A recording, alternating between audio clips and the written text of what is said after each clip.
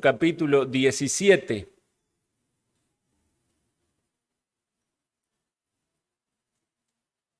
Capítulo que relata de manera íntegra la oración del Señor por su pueblo. El Señor ora en primer lugar por Él mismo,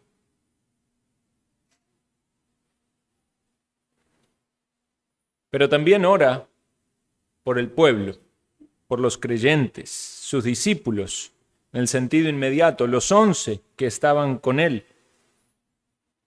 Y vamos a ver más adelante que también oran por aquellos que habían de creer. Vamos por el llegamos hasta el versículo 11, pero me gustaría que volvamos a leer desde el versículo 1 hasta el 19. Leo para ustedes. Estas cosas habló Jesús y levantando los ojos al cielo dijo: Padre, la hora ha llegado, glorifica a tu Hijo, para que también tu Hijo te glorifique a ti. Como le has dado potestad sobre toda carne para que dé vida eterna a todos los que le diste, y esta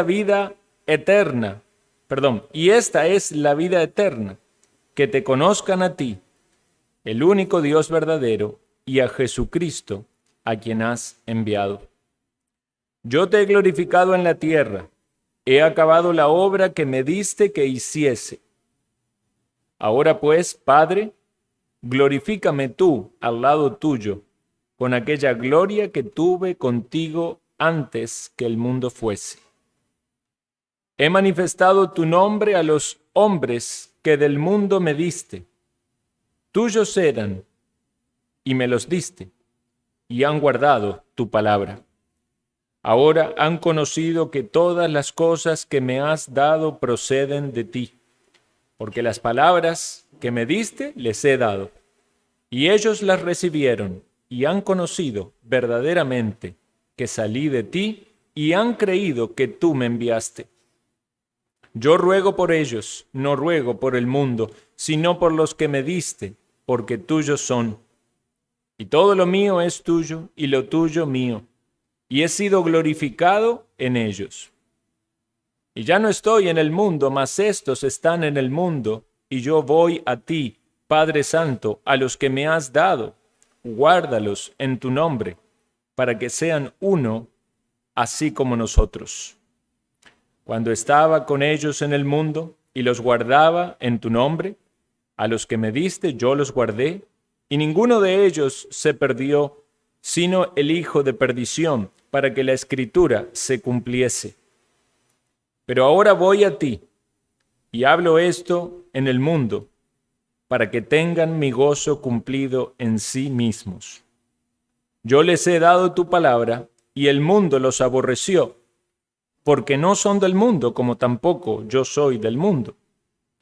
No ruego que los quites del mundo, sino que los guardes del mal. No son del mundo, como tampoco yo soy del mundo. Santifícalos en tu verdad, tu palabra es verdad. Como tú me enviaste al mundo, así yo los he enviado al mundo.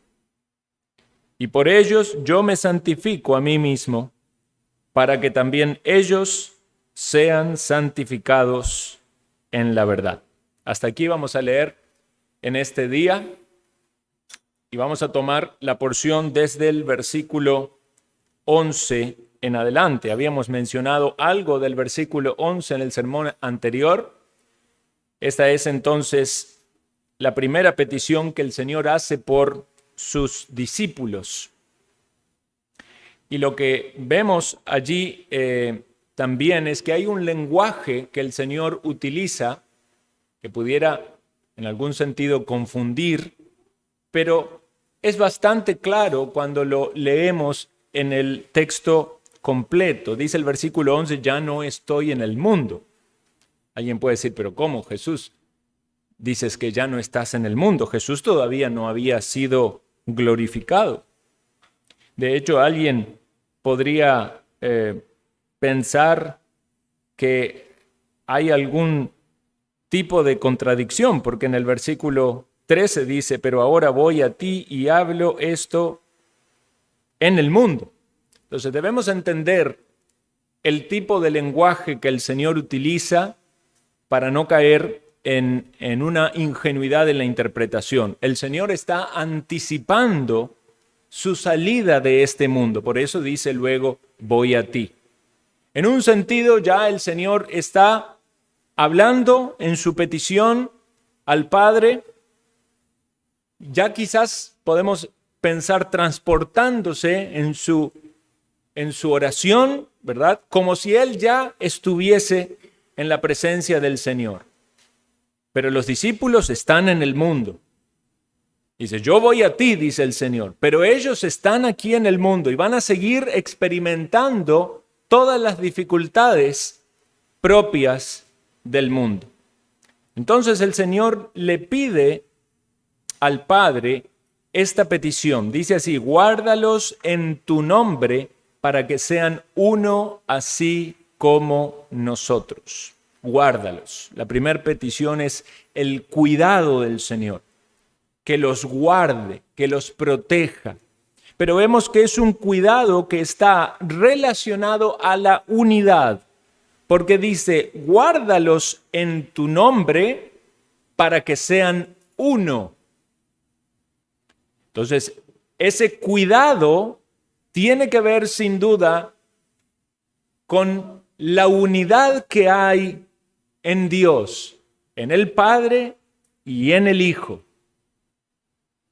De modo tal de que los creyentes son guardados en el nombre del Señor, en lo que representa y describe quién es Dios, y son guardados también en esa unidad que Dios tiene.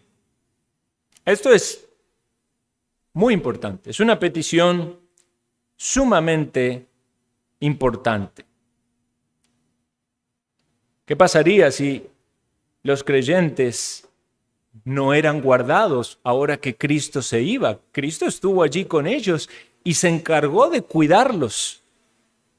Aún cuando tenían debilidades, aún en su inmadurez, aún en sus luchas y en sus peleas, tranquilamente podrían haberse alejado, podrían haberse ido.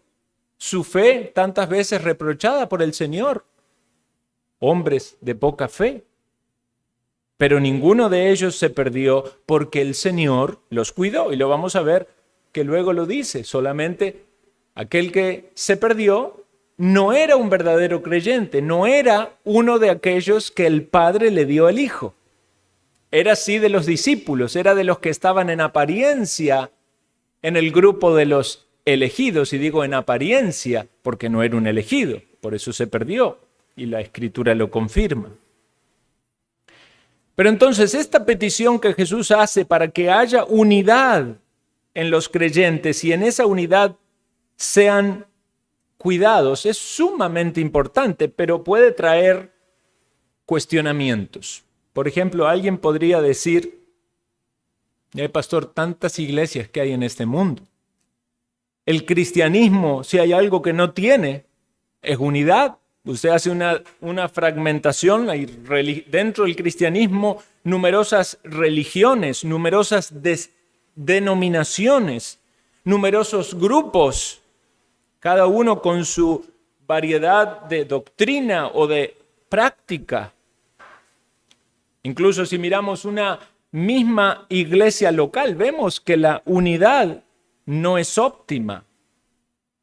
Tristemente, muchas veces no hay un mismo sentir, no hay una unanimidad, como vemos que en la Escritura es mandado. Hay divisiones, hay disensiones, y lo podemos decir de las iglesias de hoy, pero también lo era en la época apostólica. Ustedes saben cómo el apóstol Pablo luchó con iglesias locales donde había problemas de unidad. Por ejemplo, a la iglesia de Corinto, capítulo 1, versículo 10, les dice lo siguiente. Os ruego pues, hermanos, por el nombre de nuestro Señor Jesucristo, que habléis todo una misma cosa y que no haya entre vosotros divisiones, sino que estéis perfectamente unidos en una misma mente y en un mismo parecer.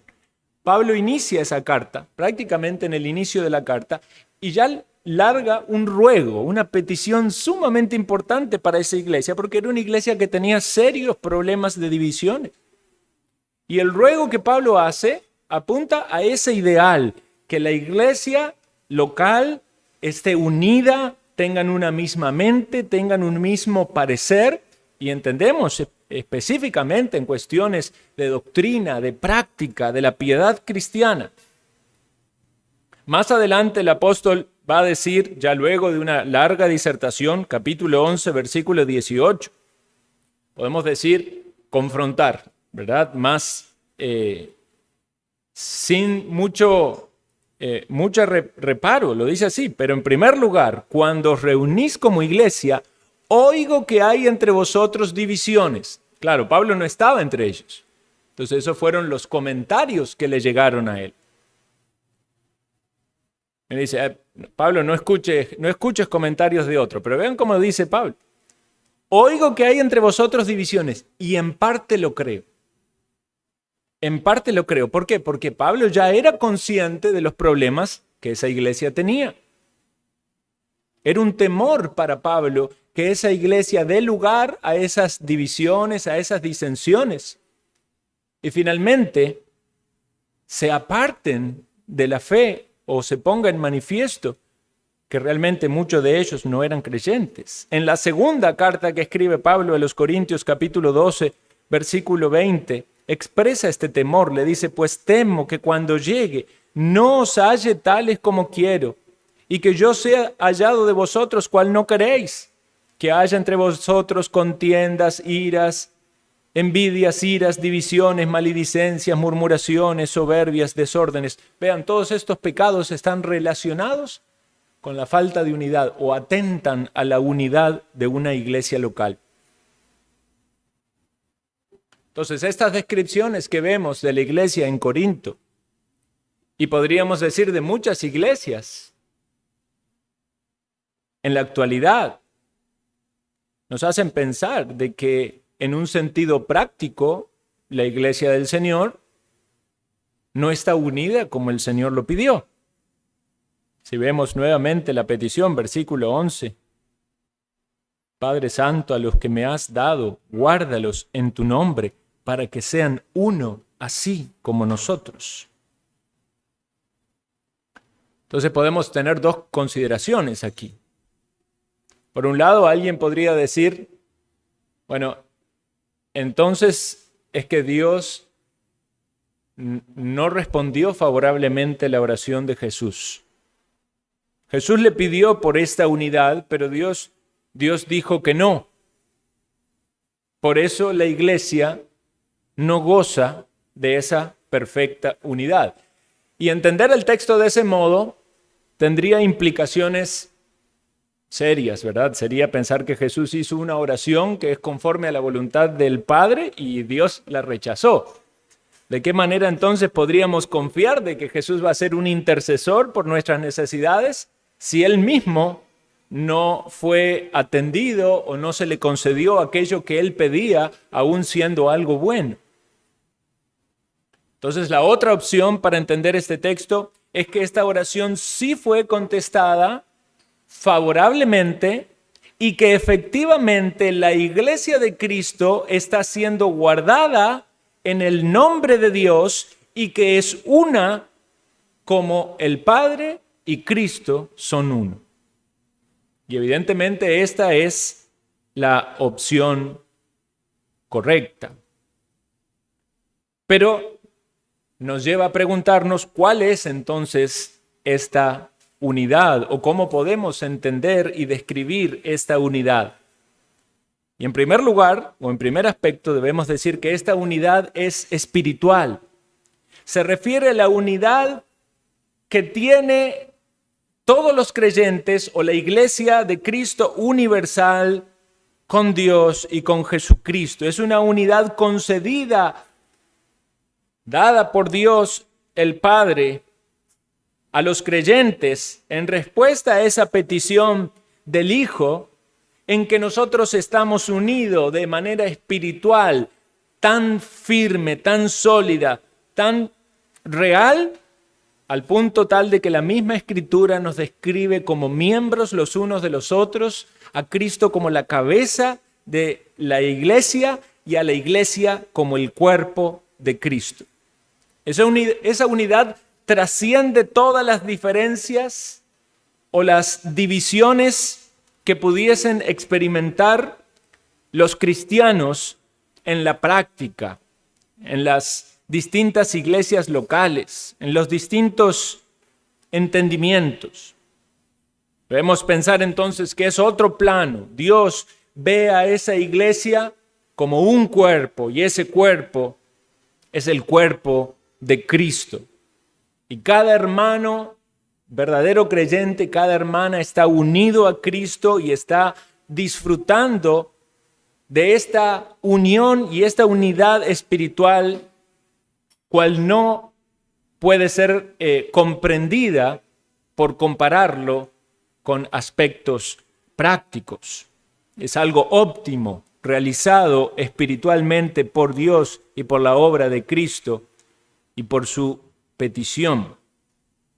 Entonces nosotros sabemos, hermanos, que la iglesia de Dios, la espiritual, la universal, está compuesta por todos los creyentes, sin importar qué denominación o qué prácticas defectuosas puedan tener o entendimientos equivocados puedan tener. Los verdaderos creyentes, con todas sus luchas y debilidades, son el cuerpo de Cristo y estamos todos unidos. Esta es la iglesia por la cual Cristo derramó su sangre, por la cual pagó el precio de la redención. Y entonces debemos maravillarnos en que esta petición del Señor Jesús fue contestada por Dios al colocarnos en la iglesia del Señor. Bien lo expresa Arthur Pink, un conocido teólogo, cuando dice sobre el tema lo siguiente, dice: para que sean uno como nosotros.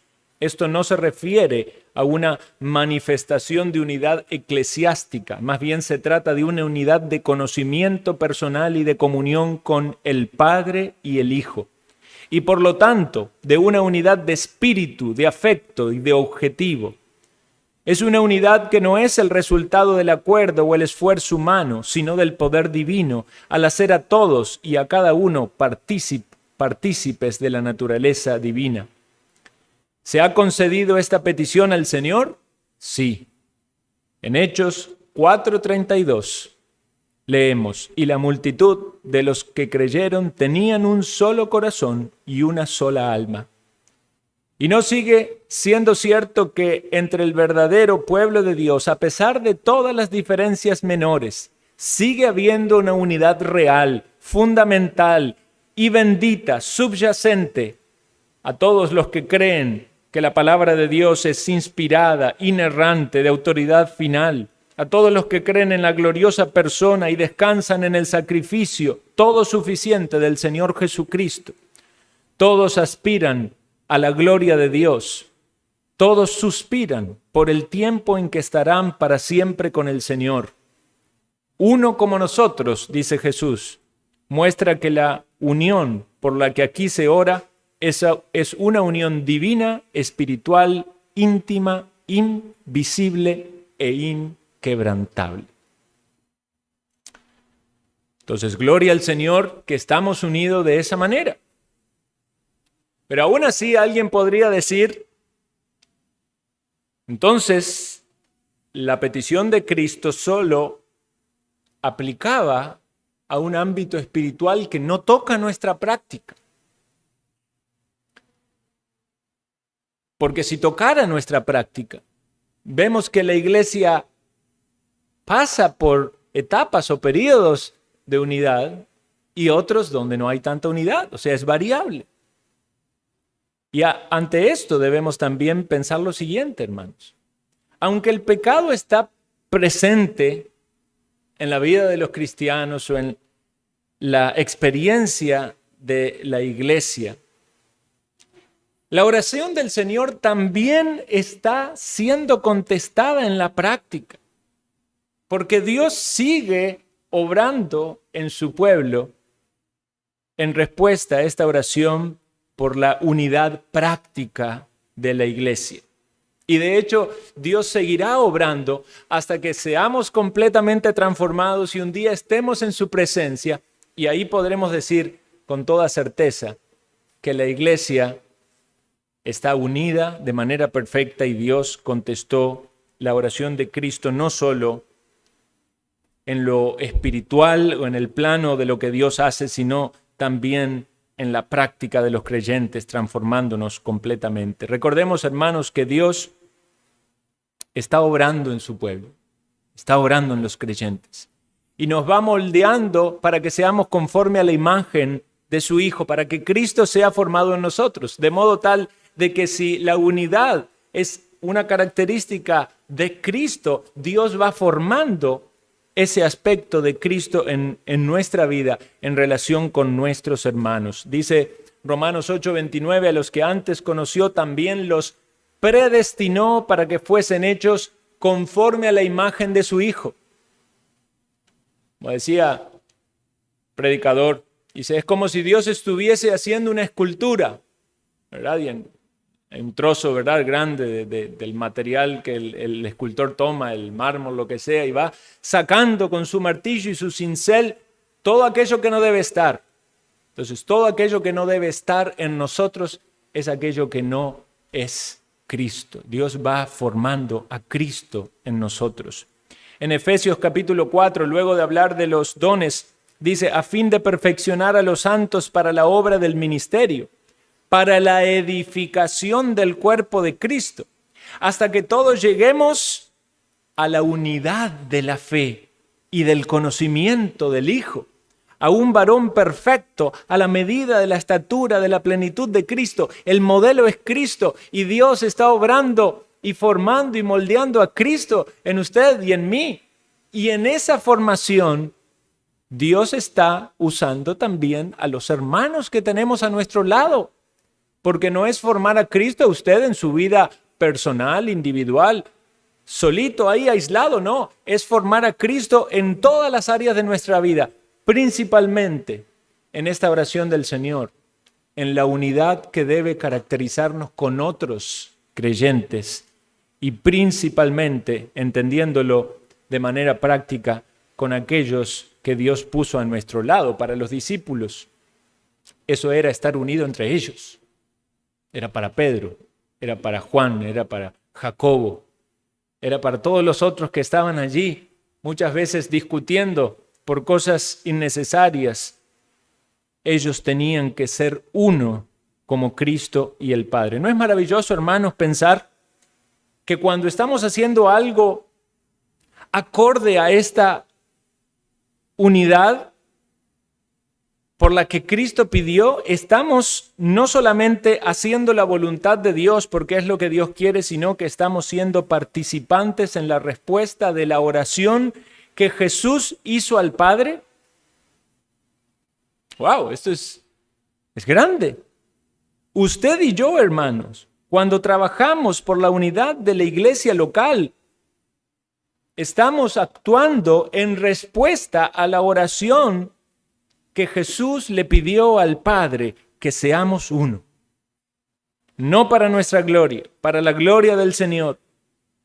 Sabiendo que es su gracia en nosotros, podemos decir, gracias, Jesús, por orar así, por pedir esto en nosotros. Y gracias a nuestro Padre por obrar en nosotros esa unidad. Por eso valen la pena los esfuerzos. Con frecuencia miramos a la iglesia local, miramos a los hermanos y se pueden llenar nuestros pensamientos de críticas, de insatisfacción, de ver las fallas de otros. Tenemos que pensar cuáles son las prácticas que nos ayudarán a crecer en unidad. ¿Qué podemos hacer para ser una iglesia más unida? No es solo venir a la iglesia, sentarnos a escuchar el sermón y irnos. Es también compartir con los que nos rodean. Es también iniciar conversaciones, saber de sus vidas, porque somos parte del mismo cuerpo. Es buscar a quien contar nuestras situaciones para tener a alguien que nos apoye en la oración. Es luchar contra los prejuicios que vienen a nuestra mente acerca de lo que pienso que el hermano piensa o que la hermana quiere o no quiere, y en la mente allí hay luchas que nos generan separación en lugar de unidad. Podemos triunfar, hermanos, por la unidad cuando ponemos en práctica el perdón. Si hemos sido ofendidos o si hemos sentido ofensa aun cuando no la hubo del otro lado. No somos adivinos, o ciertamente podemos ser malos adivinos pensando en que la gente tiene intenciones que realmente no tiene. Y si nosotros hemos sido causantes de ofensa a alguien, reconocerlo y pedir disculpas. Porque Jesús oró por esta unidad. ¿Haremos exactamente lo contrario a lo cual Jesús ora y quiere? Pero sí, queremos honrar a Cristo. Queremos ser parte de esa oración o respuesta de oración contestada. Y entonces vamos a hacer nuestro mejor esfuerzo por luchar por la unidad de la iglesia local. Eso tenía aplicaciones prácticas para ellos, para los discípulos. Y tiene aplicaciones muy prácticas también para nosotros. Versículo 12. Dice, cuando estaba con ellos en el mundo, yo los guardaba en tu nombre. A los que me diste, yo los guardé, y ninguno de ellos se perdió, sino el hijo de perdición, para que se cumpliese la Escritura. La forma en la que Cristo guardó a los discípulos tenía que ver con la fe de ellos. O sea, el Señor les conservó a ellos en la fe. Ellos tuvieron fe en Cristo. Obviamente fue una gracia del Señor, de Dios. Cuando Jesús les llamó, ellos respondieron al llamado, le siguieron. Dejaron todo y le siguieron. Esta fe no era una fe perfecta, era una fe que tenía grandes debilidades. En un sentido podemos decir, fue una gran fe porque hicieron algo que muchos no hicieron. Pero a los que el Señor llamó, ellos dejaron casa, madre, padre, familia y le siguieron. Pero en otro sentido era inmadura, con muchas dudas, con muchos caprichos, con muchas búsquedas carnales. Se peleaban por quién había de ser el mayor. ¿Quién fue el único que se perdió? Judas, nos dice la Escritura. Judas aún no había muerto, pero vean, Jesús también dice, se perdió. Podemos hablar de su perdición eterna en un sentido, utilizando también ese mismo futuro que Jesús habla cuando está en el cielo. O podemos pensar en la experiencia de Judas en esa noche, cuando estaban en la última cena y comió el bocado de pan mojado y Satanás entró en él y Jesús le dijo, lo que vas a hacer, hazlo pronto. Y salió para ir a buscar a los enemigos de Jesús y entregarlo. Notemos que el texto aquí usa la palabra sino, no dice excepto, aunque en el idioma, nuestro idioma pudiesen parecer palabras similares. No es esa la idea en el original, porque si dijera la palabra excepto, podríamos entonces leer y decir, de los que me diste, ninguno se perdió el hijo de perdición. Eso implicaría que Dios le dio a Jesús a Judas. Se lo dio, pero Jesús no lo pudo salvar, se le perdió. No. Al utilizar esta otra palabra, lo que está dejando en claro es que Judas no pertenecía al grupo que Dios le dio. O sea, en el aspecto visible era un apóstol, era alguien llamado, pero no era alguien elegido por Dios, predestinado a la salvación. Entonces vemos que Judas se perdió, no era un verdadero creyente, no era de los dados del Padre, no era de los elegidos. Y es por eso que actuó según la corrupción de su corazón. Pero si no hubiese habido una obra sobrenatural en estos 11, también ellos se habrían perdido. Pero hay una obra de gracia y hay una obra de protección de Jesús. Por eso Jesús dice, yo los guardé. Entendamos esto, si Jesús no guardaba a los 11, también ellos se perdían. Porque la salvación es por gracia. Si usted está entre aquellos que Dios guarda en el nombre de Dios, es porque Dios el Padre le ha elegido, se los ha dado al Hijo y el Hijo le está guardando a usted. Es una obra soberana de Dios. Ahora, desde la experiencia humana, Judas no actuó en ninguna manera obligado por Dios o condicionado por Dios. Él actuó según sus impulsos internos más fuertes. Él actuó por la codicia, él actuó por el amor al dinero.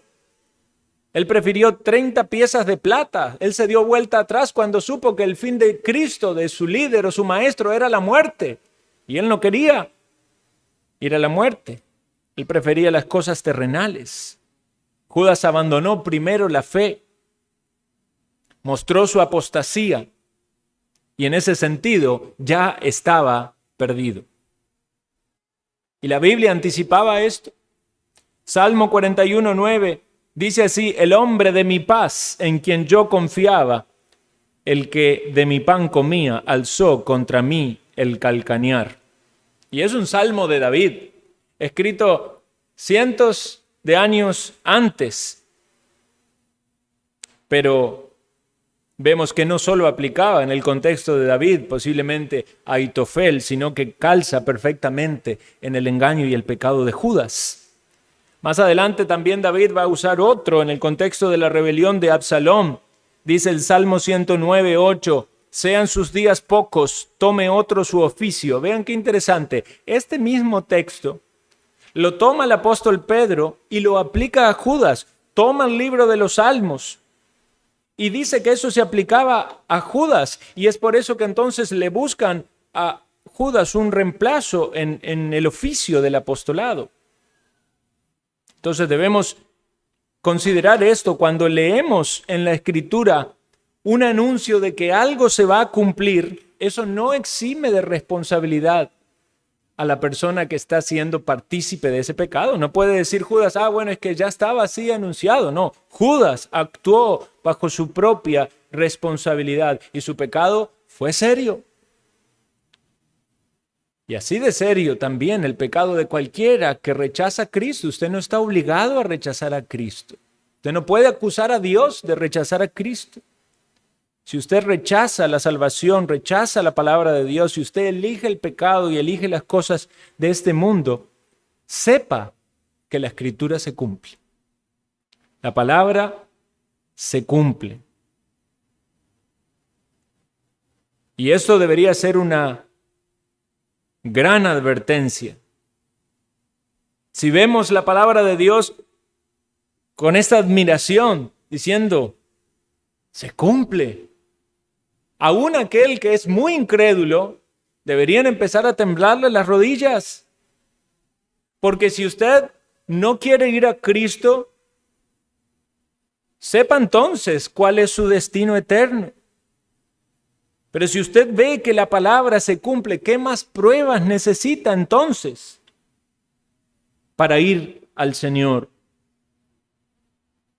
Aquí habemos testigos espirituales de que la palabra se cumple.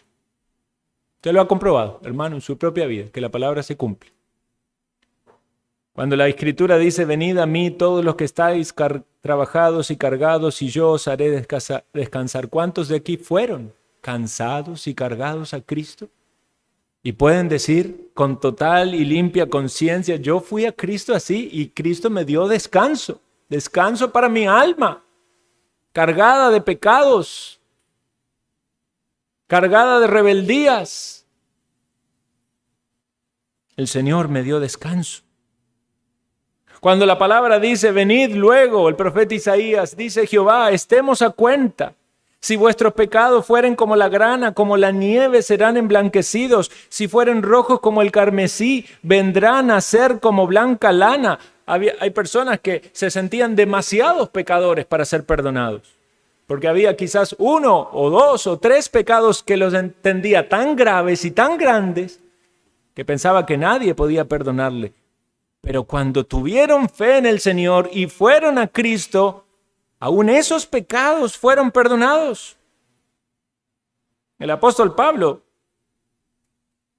era uno de esos, porque él decía, habiendo sido yo perseguidor de la iglesia, un pecado característico de lo peor, pero fui recibido a misericordia. ¿Conoce usted a alguien cargado de pecados que se acercó a Cristo en arrepentimiento y en fe y Dios no lo lavó y no lo perdonó? Yo no conozco a ninguno.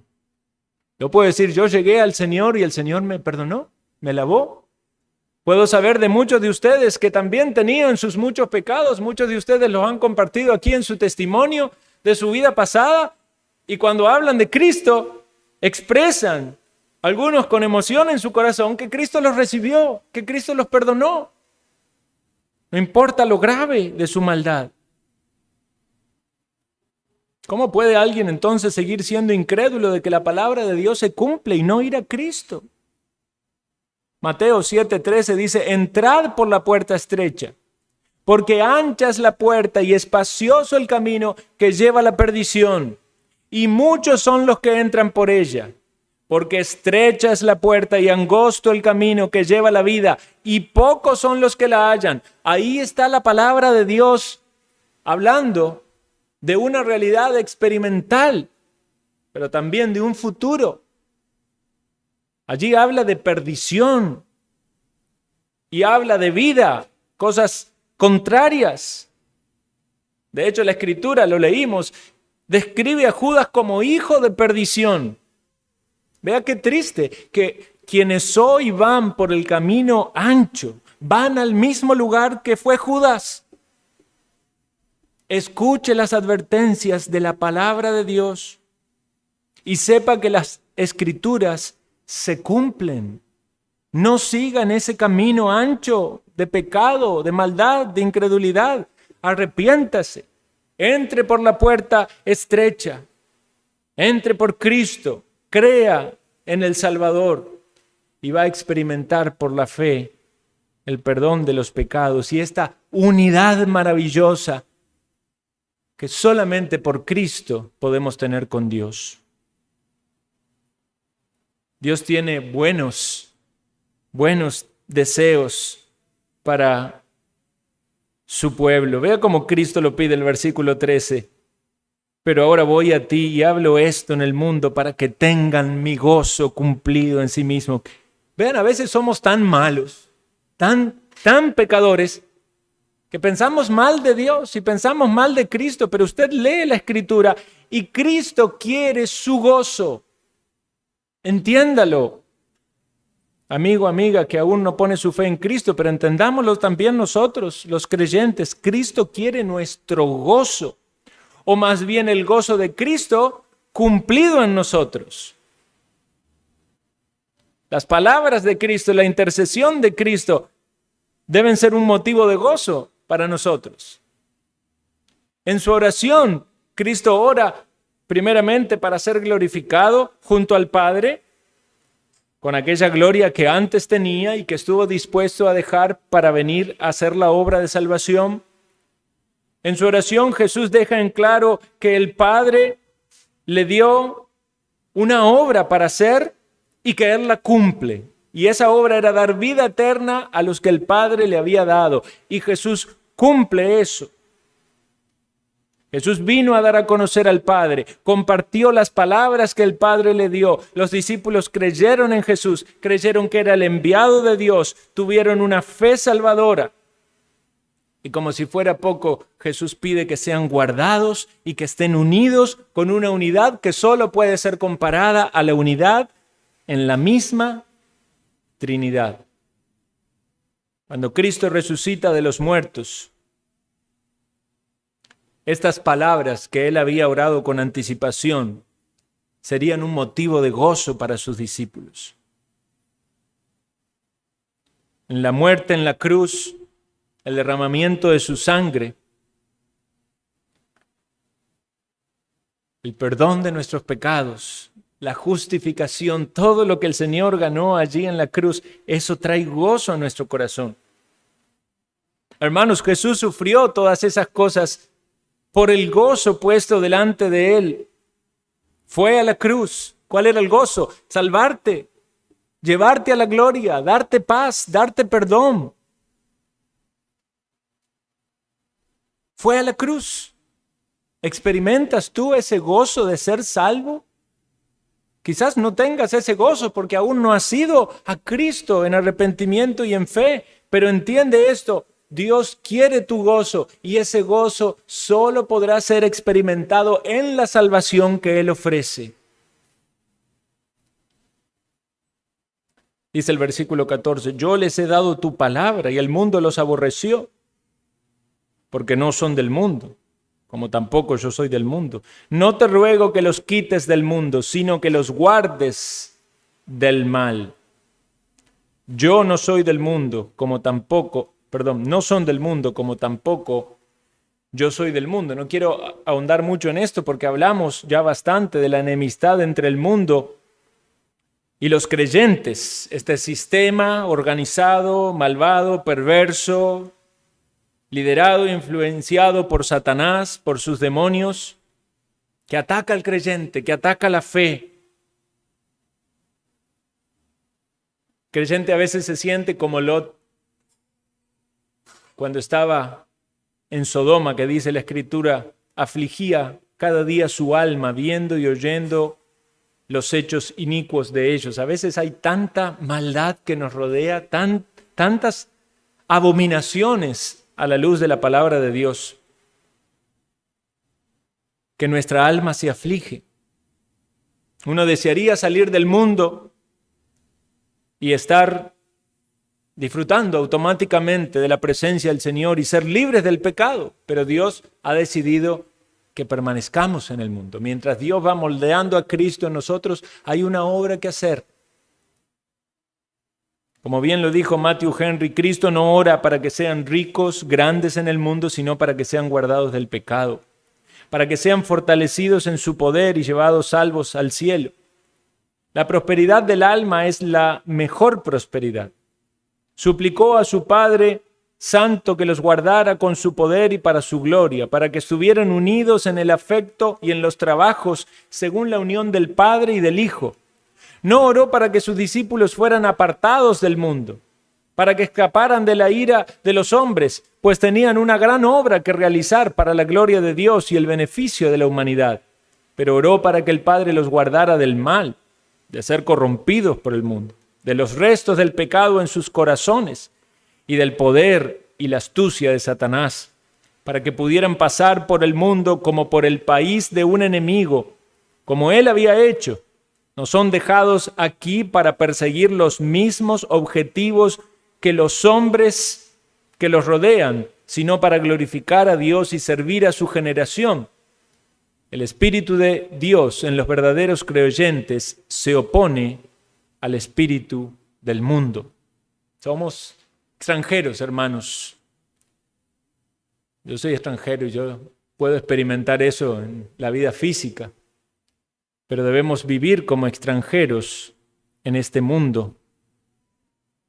Podemos pensar en tres grandes atractivos que el mundo ofrece. El apóstol Juan los describe con tres títulos bastante claros para recordar: los deseos de la carne, los deseos de los ojos y la vanagloria de la vida.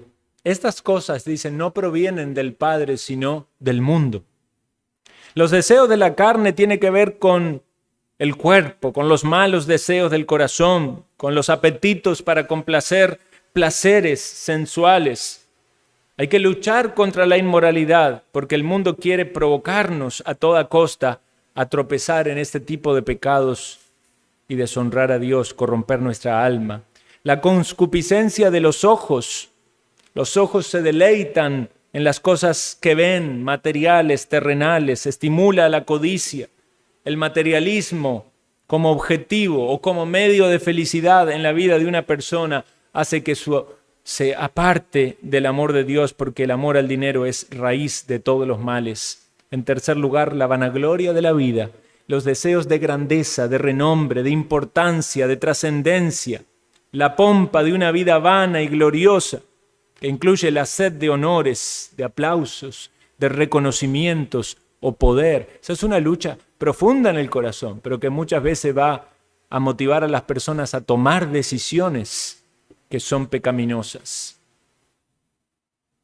Vean, cuando nos exponemos a los medios de comunicación, estas cosas son las que el enemigo usa para tentarnos.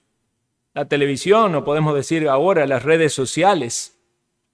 Pareciera ser que conoce el enemigo perfectamente nuestra naturaleza y nuestras debilidades. Y podemos pensar que esta obra de Satanás, de los demonios que influye en este mundo, capacita de alguna manera a estos ingenieros sociales para saber cómo atrapar a los consumidores, saber qué ofrecerle. Todo lo que despierta las pasiones. Incluso podríamos hablar de cosas lícitas, pero que pueden tornarse en pecaminosas y desordenadas. Podríamos hablar de un fanatismo por el deporte. No hay nada malo, ¿verdad?, en que alguien practique un deporte o le guste el deporte. Aquí, igual que en Argentina, es el fútbol. Pero usted sabe que llega un punto donde eso toma un lugar que pone en una disputa o en una lucha su fidelidad al Señor. Algunas personas no van a perderse su partido. Ahora viene el Mundial. Algunas personas no van a venir al culto por ver un partido del Mundial. Ese es el mundo atrapando a las personas, dándole aquello que quieren, seduciéndolo con su pasión profunda y podríamos decir algunas veces no pecaminosa, pero que puede tornarse pecaminosa. Ni que hablar de las cosas que ya son específicamente pecaminosas o inmorales. Algunos los quiere atrapar con las riquezas. Ahora está de moda ese videíto del muchacho que se acerca a aquel que tiene un carro muy lujoso, ¿verdad? Y le dice, qué bonito carro, ¿a qué te dedicas? Esa es la pregunta. Se hizo famoso por preguntarle a la gente, ¿a qué te dedicas? Porque tiene un carro lujoso. Y tiene cientos y miles y millones de visualizaciones. Yo también ahí lo estaba mirando, qué interesante. Y después me pongo a pensar, ¿qué es lo que está estimulando eso? Claro, es que si usted ve a alguien con un carro lujoso y le pregunta a qué se dedica, entonces usted saca la cuenta, ¿cuál es la profesión o el trabajo que va a hacer que usted tenga mucho dinero para tener ese carro lujoso? Porque entra por los ojos, porque usted quiere tener bienes, estimula su corazón, su codicia. Los ingenieros sociales saben todas estas cosas, por eso las plataformas juegan con nuestros deseos, con nuestros anhelos más profundos. Muchachos ingenuos, con un poco de carisma o quizás alguna capacidad para componer alguna canción. Bueno, hoy en día ya los cantantes ni talento musical tienen. Pero sacan su canal de YouTube, hacen 2, 3 canciones con algunos bailes de movimientos sensuales, desnudez o promiscuidad o inmoralidad, alimentando la rebeldía, la desobediencia, las adicciones. Se hacen famosos. Después vienen estas empresas de estos ingenieros sociales que saben la teología de la decadencia humana o de la naturaleza humana y juegan con eso mientras ellos en su secreto se llenan de dinero y levantan en el ego estos hombres ingenuos, como este Bad Bunny, que les confieso que ni sabía qué cantaba, pero con 10 segundos de un video de una canción de él fue suficiente para no verlo más. Y usted ve las filas de cientos de metros para comprar la entrada para ver un concierto de alguien que está promocionando lo peor del pecado del hombre. Esos son maestros, son escuelas. Todos los que siguen y los miran están siendo instruidos. ¿Para qué? Para la inmoralidad, para las drogas, para la rebeldía, para la incredulidad, para la rebelión contra Dios. Pero ¿por qué se hacen millonarios y tienen tanta gente? Porque hay público. ¿Por qué hay público? Porque la corrupción del hombre quiere el pecado. Usted quizás diga, yo no escucho Bad Bunny, pero hay una corrupción que es apropiada para usted. Hay un pecado o luchas con el pecado para el cual el mundo tiene su tentación. Y es posible que esté cayendo en ello. Sepa que es el mundo que le está tentando y seduciendo. Con los deseos de la carne, deseos de los ojos o con la vanagloria de la vida. Pero hermanos, los creyentes no tenemos por qué estar bajo ese yugo de esclavitud porque Jesús venció al mundo, venció en la cruz, venció el pecado. ¿Está usted siendo tentado por la inmoralidad? Recuerde que Cristo en la cruz cargó su pecado. Y no solamente eso, sino que fuimos con Cristo a la cruz. Nuestra identidad está en Cristo, morimos al pecado. ¿Está usted luchando con este amor por los bienes terrenales? Recuerde la enseñanza de aquel hombre que quería derribar sus graneros para construir graneros más grandes y que pensaba solo en lo terrenal, pero no sabía que esa misma noche venían a buscar su alma. No deje de considerar en su bienestar espiritual y asegurarse de estar en paz con Dios. ¿Te preocupa mucho el renombre, la importancia, los éxitos o la trascendencia? Recuerde que quienes más alabanzas reciben de Cristo son aquellos que menos buscaron la gloria de los hombres y quienes se dispusieron a renunciar a todo por servir a Cristo, aún a sus propias vidas, por ser fieles al Señor. ¿Dónde está su identidad, mi amigo oyente? ¿Está en usted, en su persona, en sus metas, en sus planes, en sus placeres o deseos? ¿O está en Cristo? Los discípulos de Cristo entendemos esto, no somos del mundo, porque Cristo no es del mundo.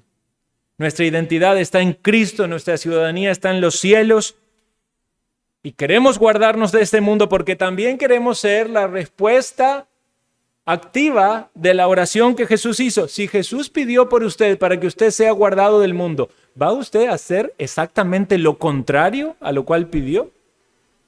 Más bien cuando Dios le está guardando y usted se está guardando porque hay una responsabilidad que tenemos delante de Dios. Estamos nosotros siendo parte de esa respuesta del Señor. Santifícalos en tu verdad, dice, tu palabra es verdad. Vamos a dejar esto para el próximo sermón porque no nos da la posibilidad de abarcarlo todo. Pero hermanos, la palabra de Dios debe tener un lugar central en nuestra vida. La palabra nos santifica. Dios utiliza su palabra que debe ser leída, meditada, comprendida. Y aquí debemos hablar de doctrina y aquí debemos hablar del entendimiento de la palabra, pero también de la práctica. No podemos minimizar la importancia de la palabra. No vamos a ser santificados por experiencias muy emotivas que tengamos, por una reunión maravillosa donde usted sintió algo muy bonito. No, va a ser santificado por comprender la palabra, por entender lo que Dios pide de usted y por ponerlo en práctica. Y esa es una obra del Espíritu Santo de Dios en el creyente. Que el Señor nos ayude en esta semana a estar aferrados a su palabra. Oremos.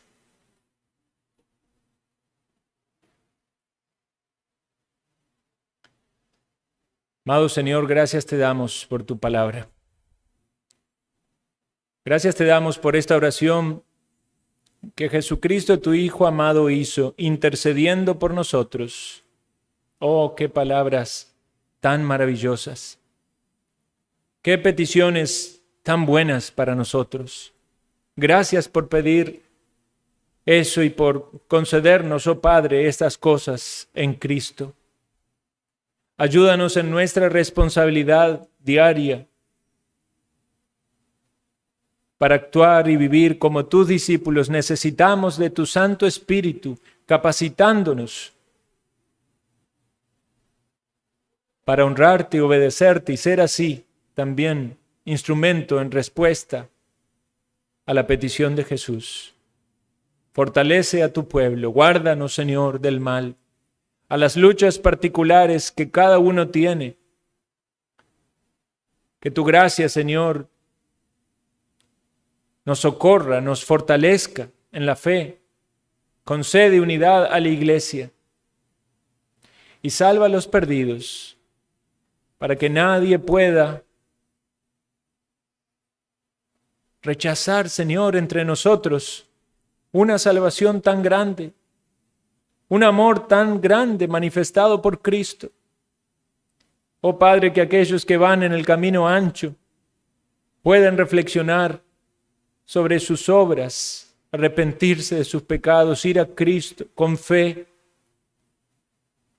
Que puedan, Señor, juntos con nosotros caminar en este camino angosto que nos lleva a la vida. En el nombre de Jesús lo pedimos. Amén.